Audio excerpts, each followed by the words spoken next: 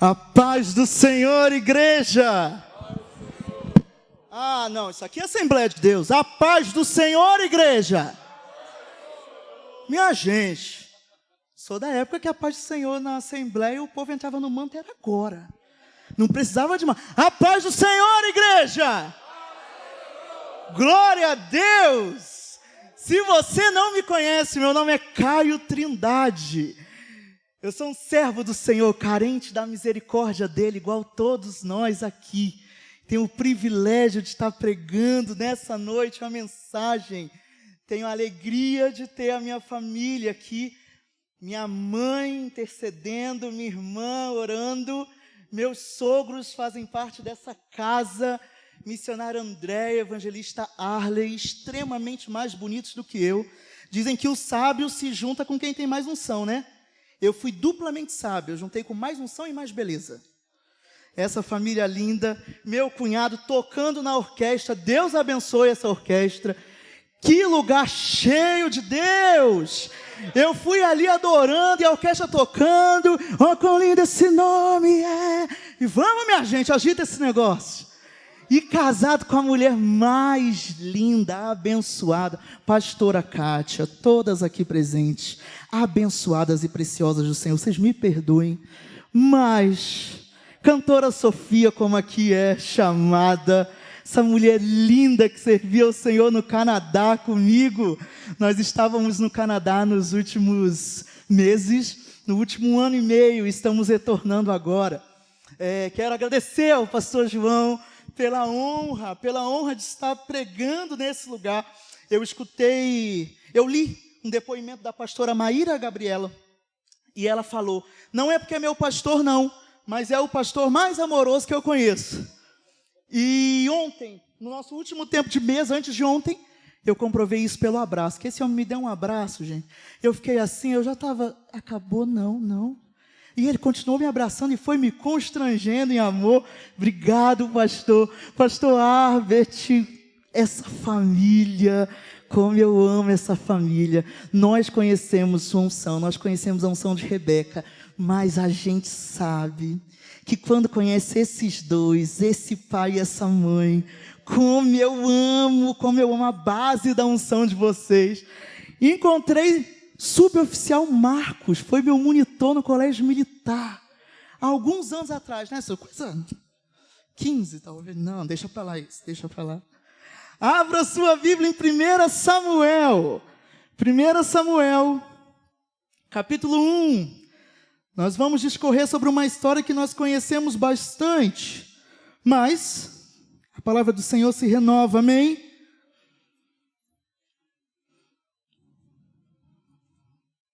Aos irmãos do terno e da gravata, me amem só um pouquinho.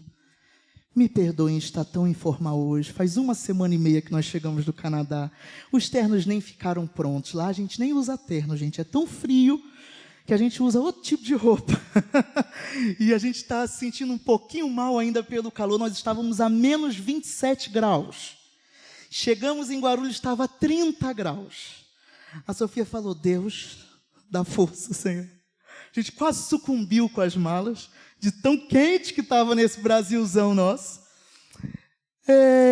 Nós vamos discorrer por essa passagem durante toda a pregação, então eu peço que você deixe a sua Bíblia aberta, amém? 1 Samuel capítulo 1, mas Caio, misericórdia, tem tanta coisa na minha Bíblia. Hoje é dia de libertação. Toda maquiagem... Oh, meu Deus, povo de Deus, toda a maquiagem, toda a revista da Avon, tudo que tiver de quinquilharia nessa capa dessa Bíblia, vai cair por terra. E você vai ler a Bíblia hoje, vai manusear essa Bíblia hoje. Amém, gente? Amém. Estava lembrando hoje, preparando a pregação, minha mãe tinha uma Bíblia de zíper. Minha mãe foi uma mulher muito simples na adolescência dela, ela foi panfleteira. E ela tinha uma Bíblia de zíper, que ela ia de casa até a igreja aceitando todos os panfletos.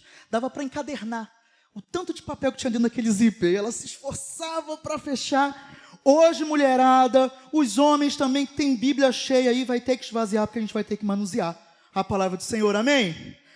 Vamos ler 1 Samuel, capítulo 1.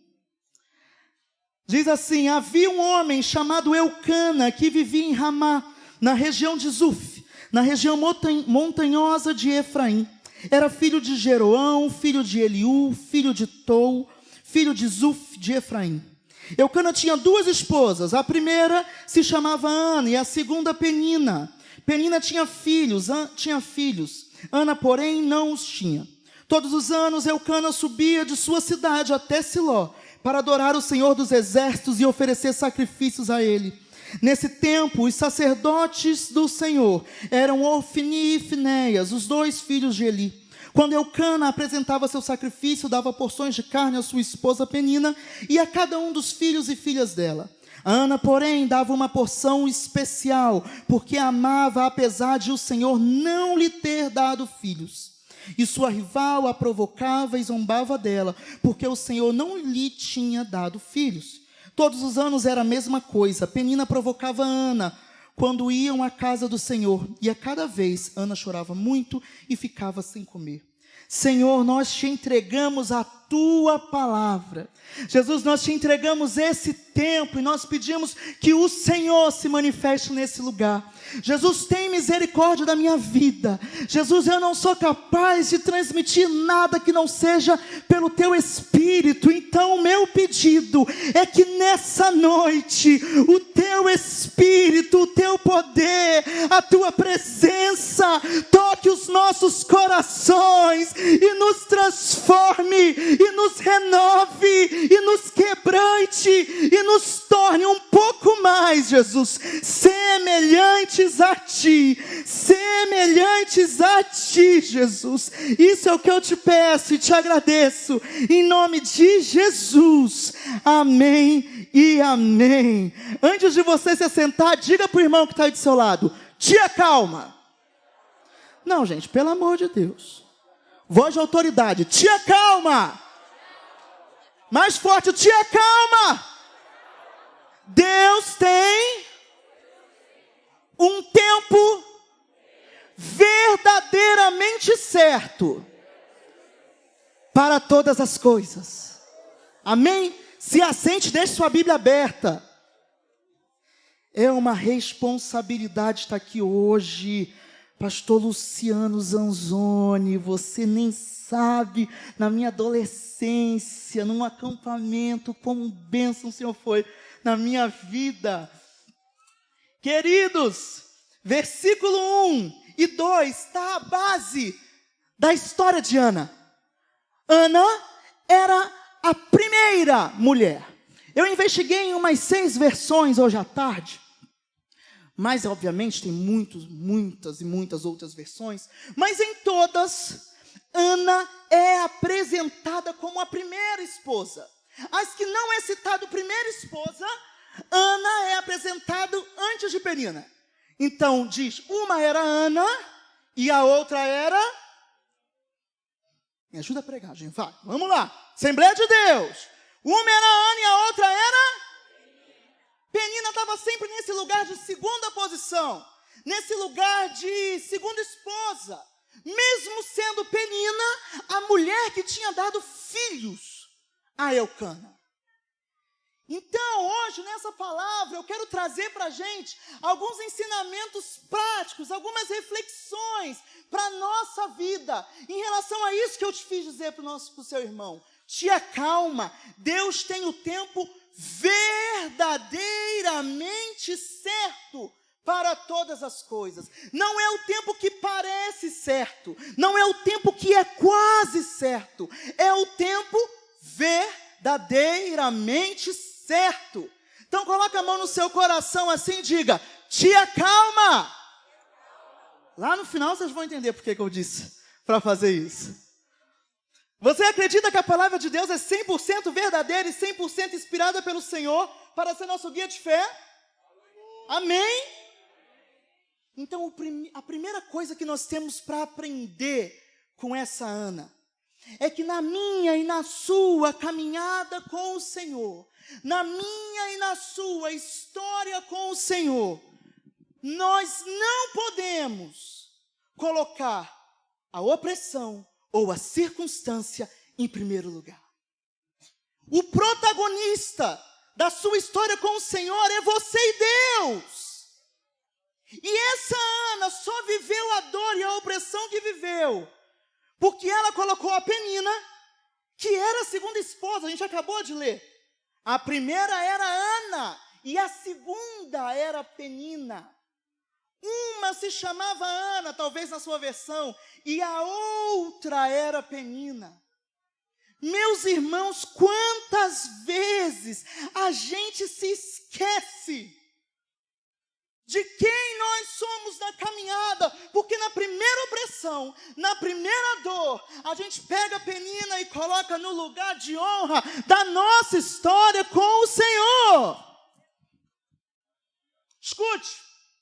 Nós fomos para o Canadá estudar e servir a igreja do Senhor lá, por um tempo. Obviamente, nós tínhamos que trabalhar. E eu comecei a trabalhar num trabalho braçal, carregando peso, um trabalho muito difícil. E nós compramos um carro para o pessoal, para uma marada aí, para as mulheres que gostam de carro, vai ser fácil de entender. A gente comprou uma Dodge Journey, de 5 lugares. Carrinho, um Gol. Um Gol popular lá. Aqui não. E um dia eu estava voltando do trabalho. E eu comecei a chorar e falar com o Senhor: Jesus, está tão difícil a caminhada. Está tão dolorida a caminhada. Está tão difícil estar aqui, Senhor. Eu amo a tua casa, eu amo a tua igreja. Eu amo a minha esposa, a minha família não tem problema algum, graças a Deus. Mas está difícil servir ao Senhor. Com esse trabalho, com esse financeiro.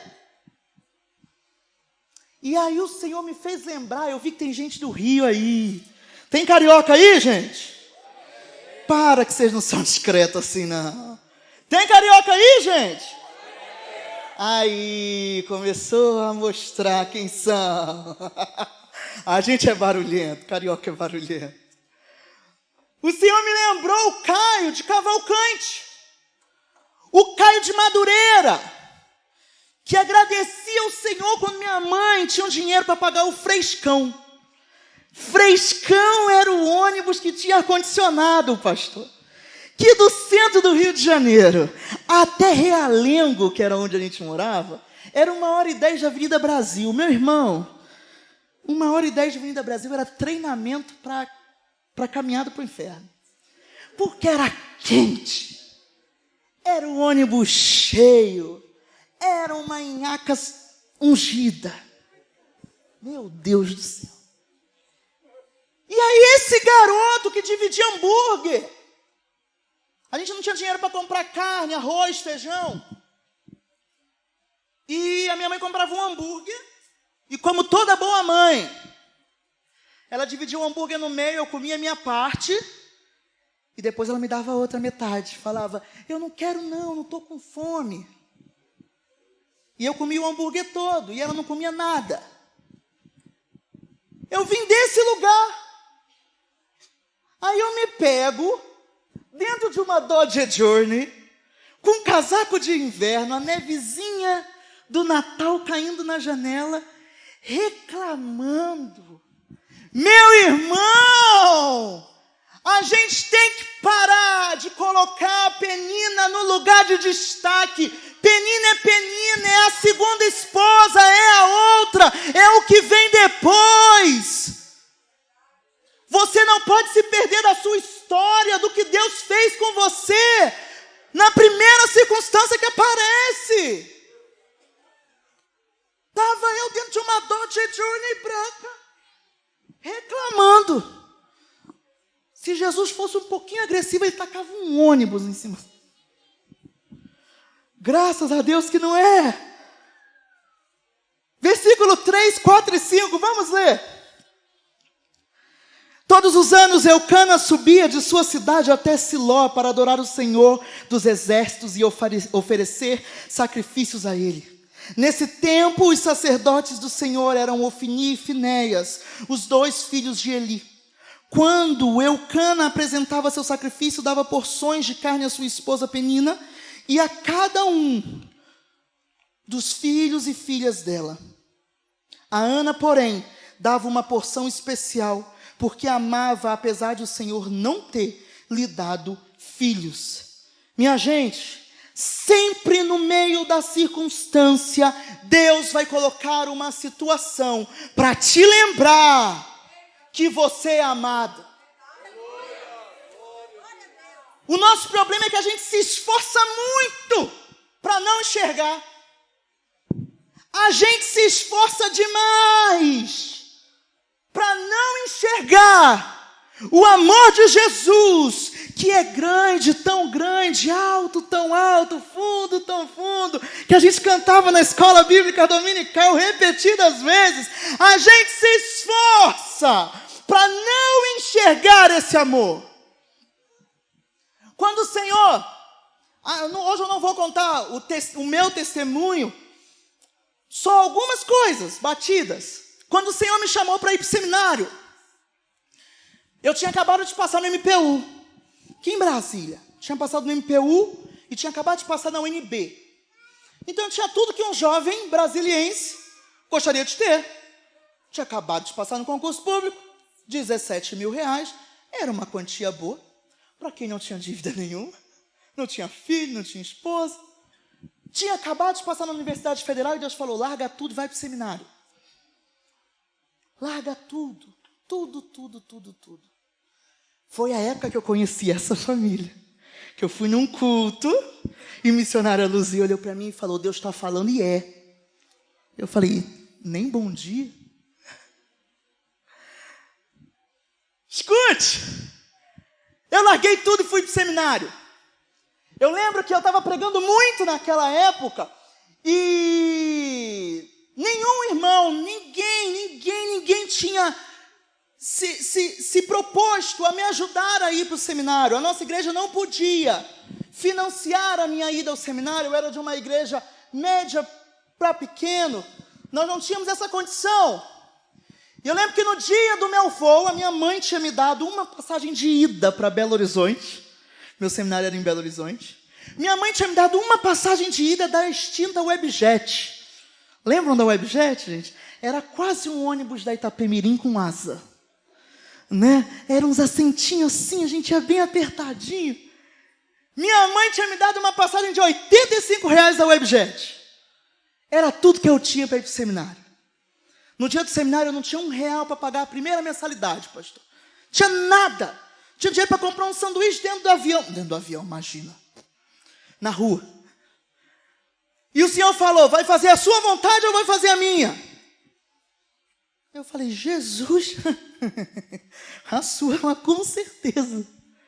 Eu entrei dentro daquele avião, chorando, nos despedimos, toda a família, os amigos que estavam na igreja. E eu entrei dentro daquele avião pensando, meu Deus, eu não tenho como pousar em Confins e Belo Horizonte e ir até o seminário. Eu não tenho dinheiro para pegar o ônibus para ir para o seminário. E a última vez que eu preguei no Canadá, eu contei esse testemunho, porque é um testemunho que eu tenho muito carinho e apreço. Porque é um testemunho que envolve o Senhor renovando esse voto de amor que Ele nem precisava, mas Ele se dá o trabalho de tempo em tempo demonstrar o quanto Ele nos ama. Quando eu pousei em Belo Horizonte, eu lembro que eu empurrava o carrinho da minha mala, eu parei na porta, falei, Jesus, e agora? Jesus falou, pega a rampa central do aeroporto e para na frente do banheiro masculino central. Quando Jesus falou isso, falei, pronto, é o remake do Terminal do Tom Hanks. Que o que eu pensava, eu vou morar aqui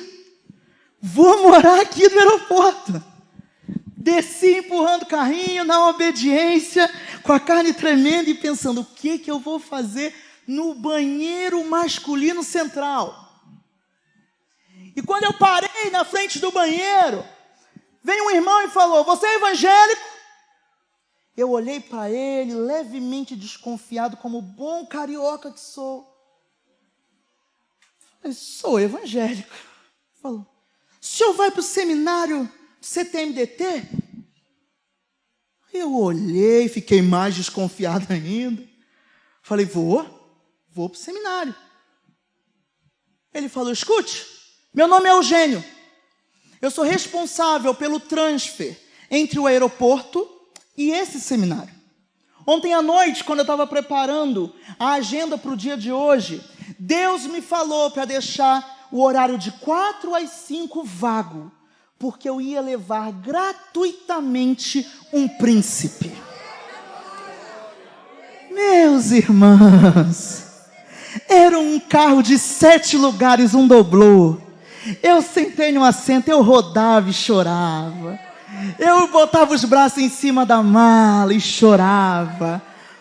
Porque no meio da circunstância, no meio do momento difícil, quando você olha para o horizonte e fala, Jesus, só eu e o Senhor, não tem mais o que fazer. A mãe ficou no aeroporto, os amigos, a igreja ficou lá. Só tem eu e o Senhor. Nesse lugar, pode ter certeza que se você caminha com o Senhor, Ele vai te mostrar o amor dEle. Ele vai chacoalhar a sua carne e dizer, eu estou aqui, eu assumo o projeto. Meus irmãos, a palavra fala que Ana, no meio de toda essa circunstância, ainda recebia uma porção especial. Uma porção especial por ser amada pelo marido. Minha gente, a gente precisa olhar para Jesus. Quando a circunstância, quando a situação, quando a vida não caminha no fluxo que a gente quer. Escute, versículo 7, versículo 6 diz assim, e sua rival provocava e zombava dela, porque o Senhor não lhe tinha dado filhos. Todos os anos era a mesma coisa. Penina provocava Ana quando iam à casa do Senhor. E a cada vez Ana chorava muito e ficava sem comer. Ana, por que você chora? Perguntava Elcana, seu marido. Por que não come? Por que está tão triste? Será que não sou melhor para você do que 10 filhos? Escuta, quando não for uma situação, vai ser uma pessoa que Deus vai colocar na sua prova para demonstrar o quanto Ele te ama. Mas olha como é que a gente é difícil. A gente faz bem assim, santo demais. Não dou conta de andar com essa gente perfeita. Minha prova é muito verdadeira, pastor, com essa gente que... Imagina eu aqui chorando em lágrima e a irmã querendo fazer círculo de oração comigo.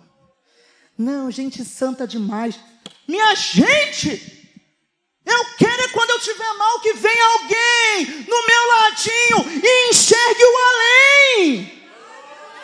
Eu quero, no dia em que eu não estiver vendo o próximo passo, alguém pare no meu lado, pegue na minha mão e fale, vamos embora, homem. Vamos além. Deus está lá. Deus está depois da prova.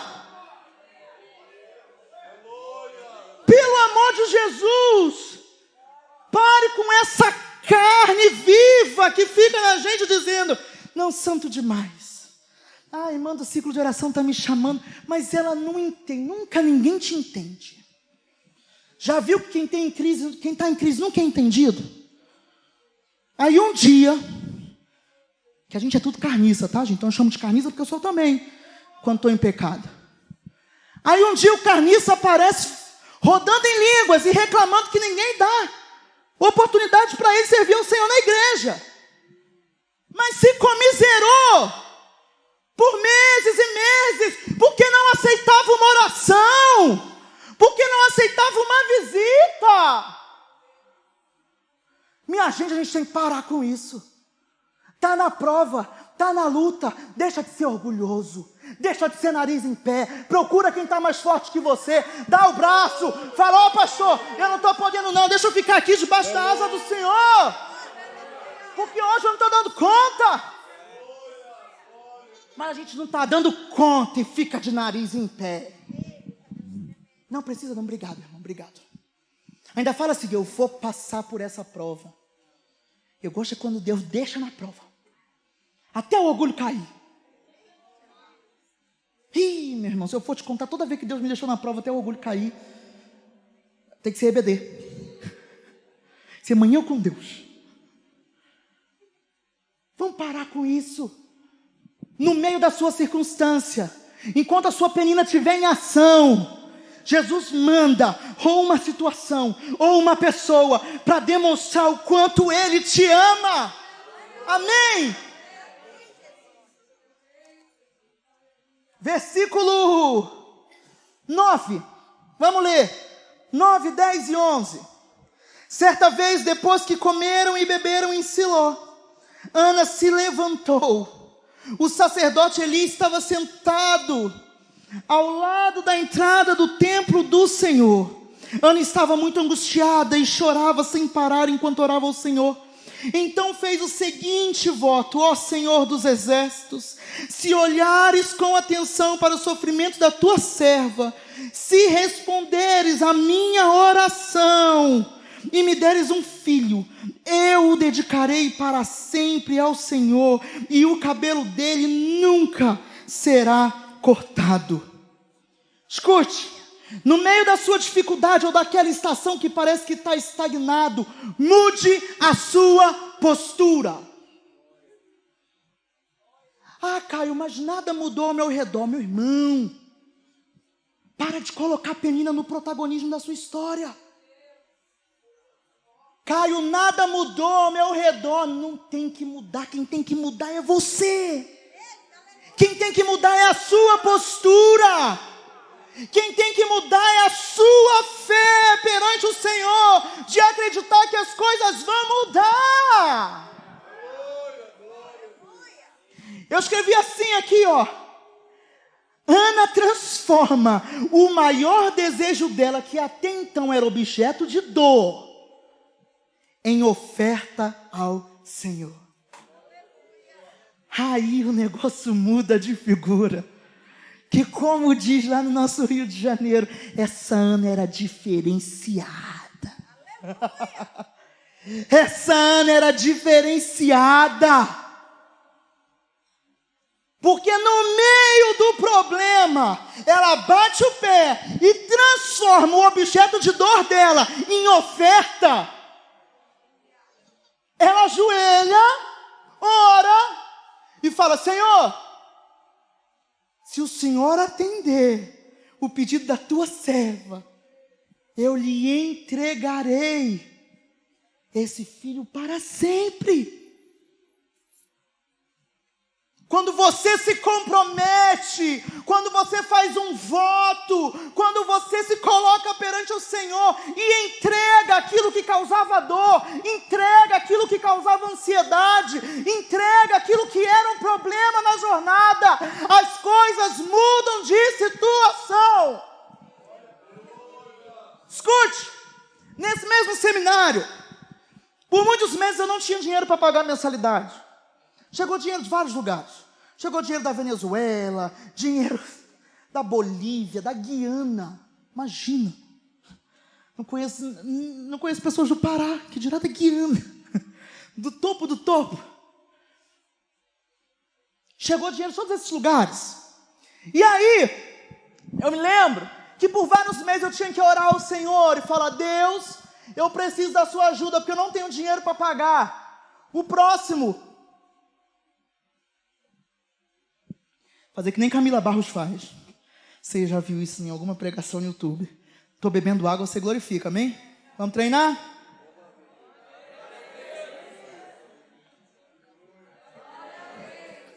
Olha, isso é uma tradição protestante agora.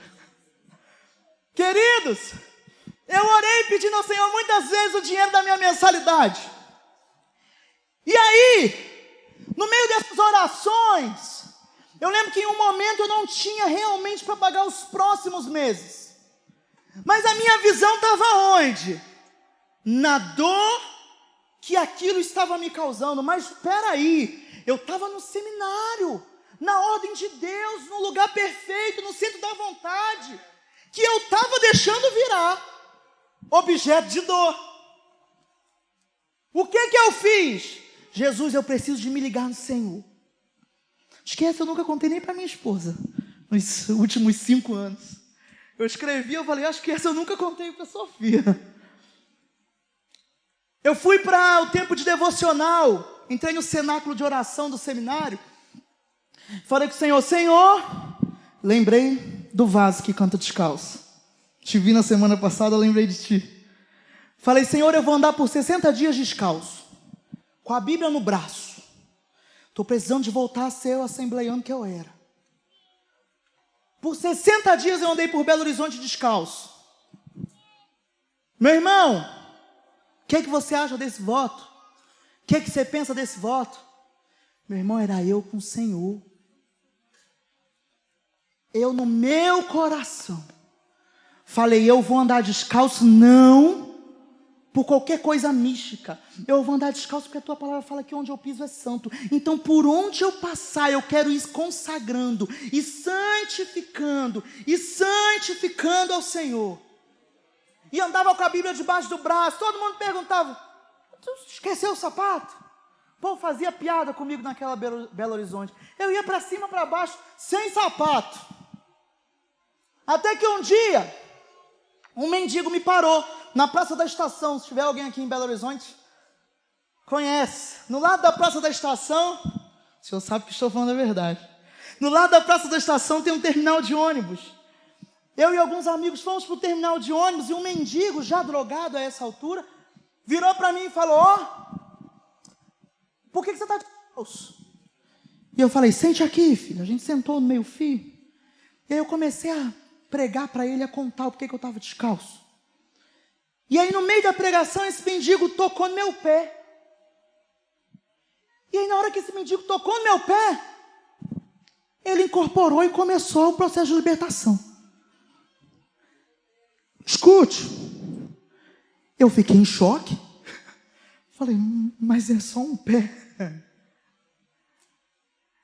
O pessoal assumiu a libertação e eu fiquei com o Senhor sentado no meio fio pensando, o que aconteceu? O que aconteceu foi isso aqui, Foi o que aconteceu com Ana. Quando você transforma uma circunstância, uma penina, em oferta ao Senhor, quando você tira o foco do problema e coloca o foco em quem Deus é e no relacionamento que você precisa de ter com Ele, coisas sobrenaturais acontecem. Longe de mim santificar o meu pé aqui para vocês, minha gente. Meu pé não é nada. Mas naquele dia era o Senhor falando, toda vez que você estiver no fundo do poço, na preocupação, no problema, e você me colocar no centro da história, eu faço coisas sobrenaturais acontecerem. Minha gente, o homem foi liberto tocando no meu pé. Que loucura é essa, tocar no meu pé hoje? Não faz isso não. Não faz isso que é capaz de no reflexo eu lhe dar um chute. Pelo amor de Deus. Jesus faz o sobrenatural acontecer. Mas aí eu tenho uma advertência para te dar. Versículo 12. Enquanto ela fazia sua oração ao Senhor, Eli a observava. Viu que os lábios dela se moviam, mas como não ouvia som algum, pensou que ela estivesse bêbada e disse, até quando vai se embriagar? Largue esse vinho. Escute uma coisa, pare de se associar com gente sem futuro em Deus, minha gente. Está na hora de dar um corte, de bloquear das suas relações íntimas quem acompanha a sua vida com Deus de longe. Porque a pessoa não sabe o preço que você está pagando com o Senhor, não sabe da sua lamentação, não sabe do tamanho da sua dor. Aí essa pessoa para do seu lado e fala para você, para com isso, tá doida? Tá bêbada? Gente, pelo amor de Jesus, larga dessas conexões que não te aproximam de Deus. Larga dessas conexões que te afastam de Jesus. Larga dessas amizades, dessa gente que quando você fala que vai para a consagração, te manda 700 programações no WhatsApp. Larga dessa gente que quando você fala, Deus me chamou para um chamado integral, missionário lá no sertão, a pessoa começa a te mandar vaga de emprego. A pessoa não tem noção nenhuma do propósito de Deus para a sua vida. Então para de se associar com esse tipo de gente. Versículo 19, eu estou acabando, eu tenho 3 minutos eu acho. Versículo 19, aí perante o compromisso dela, Deus responde e dá o filho, diz assim, na manhã seguinte a família toda se levantou bem cedo e foi adorar ao Senhor. Depois voltaram para casa em Ramá. Eucana teve relações com Ana e o Senhor se lembrou dela. E no tempo devido, Ana engravidou e teve um filho. Ela deu o nome de Samuel e disse, eu o pedi ao Senhor. Minha gente, te acalma. Deus tem o tempo verdadeiramente certo para todas as coisas na sua vida. Não é tempo que parece certo, não é tempo do quase, é o tempo certo. Só que aí a postura dessa Ana é diferenciada demais. Porque diz lá no versículo 21, vamos ler. No ano seguinte, Eucana e sua família fizeram a viagem anual para oferecer sacrifícios ao Senhor e cumprir seu voto. Ana, porém, não foi. Vamos esperar até o menino ser desmamado, disse ela ao marido. Então o levarei ao Senhor e o deixarei lá para sempre.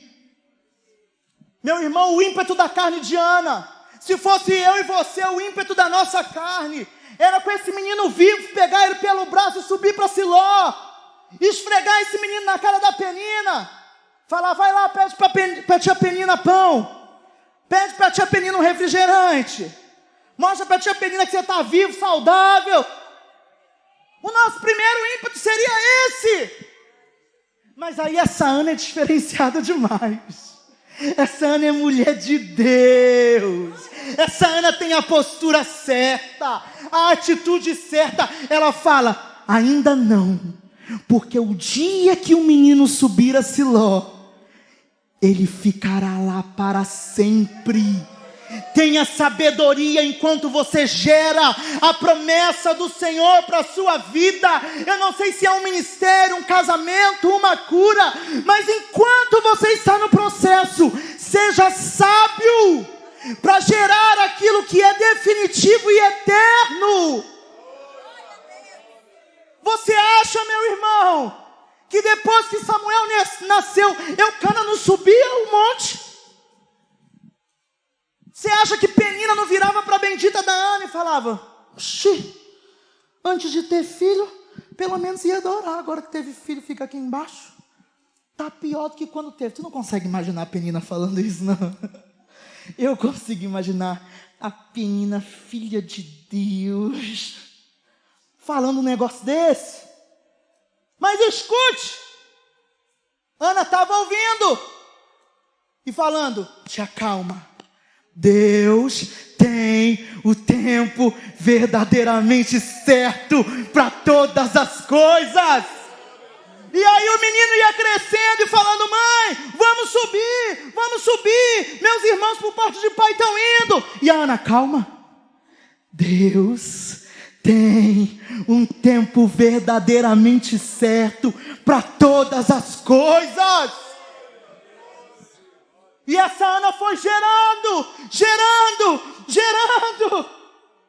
E aí ela sobe.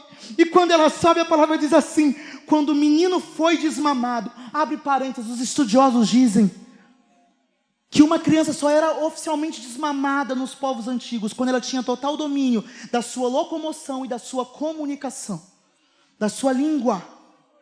Ou seja, isso era algo entre 2 a 5 anos, dependendo da cultura. Pastor Arbit, corrija. Escute, essa Ana esperou, Ela esperou para gerar o que era eterno, para gerar o que era definitivo, para viver o tempo que era verdadeiramente certo. E aí essa Ana sobe a Siló e fala: com certeza o Senhor, Eli, se lembra de mim. Sou a mulher que estava aqui há anos atrás, chorando e orando ao Senhor. Pedi que me desse este menino, e o Senhor atendeu a meu pedido. Agora eu dedico ao Senhor por toda a sua vida, e ele pertencerá ao Senhor, e ali adoramos ao Senhor. A diferença de quando você é sábio, de quando você vive o tempo verdadeiramente certo, é que você gera frutos, que lá em Lucas 6,44 Jesus diz: conhecerei a árvore pelos frutos. Ana não passou por cima do tempo, Ana não pulou o que tinha que ter pulado, ela não viveu a estação errada, ela esperou o tempo certo para viver o fruto eterno. O menino ficou, e aí, para terminar, em 1 Samuel capítulo 2, começa a narrar o pecado e a perversidade de Ofni e Finéias. E aí, enquanto o autor falava isso, enquanto o autor falava dos pecados, ele diz assim, ó: um minuto por favor, eu vou achar aqui. Samuel, porém, embora ainda fosse apenas um menino, servia ao Senhor. O fruto que você dá no tempo certo, na estação certa, ele tem postura e caráter certo.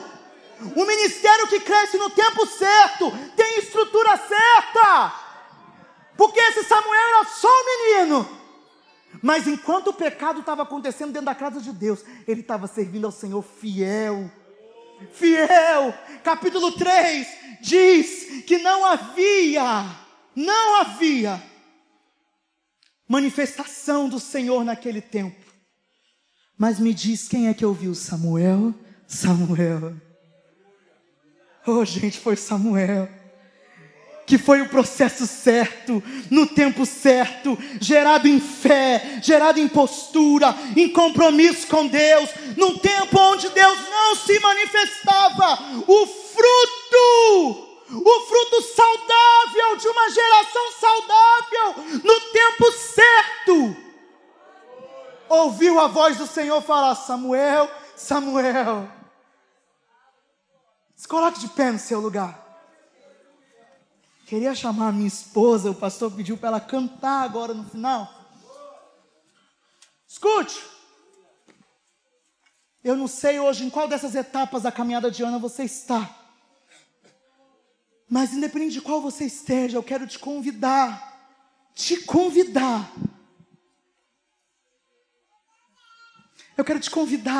a enxergar Deus nesse processo, e a gerar esse processo de forma certa. Sofia vai cantar uma canção agora que nós cantávamos lá no Canadá em inglês. A gente nunca cantou essa música em português. Eu falei, não vai errar a letra, não começa a cantar em inglês não, meu bem. Mas no meio da dor e da aflição, no meio da angústia, a gente cantava: és fiel em todo tempo, e em todo tempo tu és tão bom.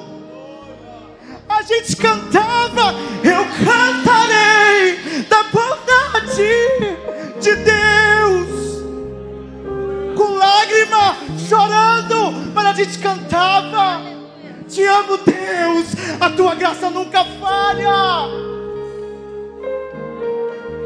Eu quero te convidar nessa noite a, de olhos fechados aí no seu lugar, começar a entregar a sua jornada para o Senhor.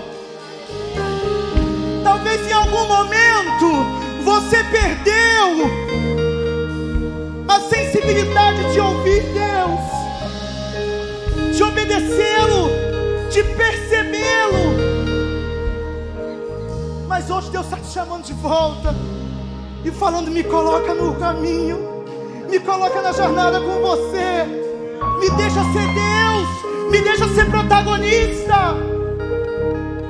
Jesus transforma o quadro.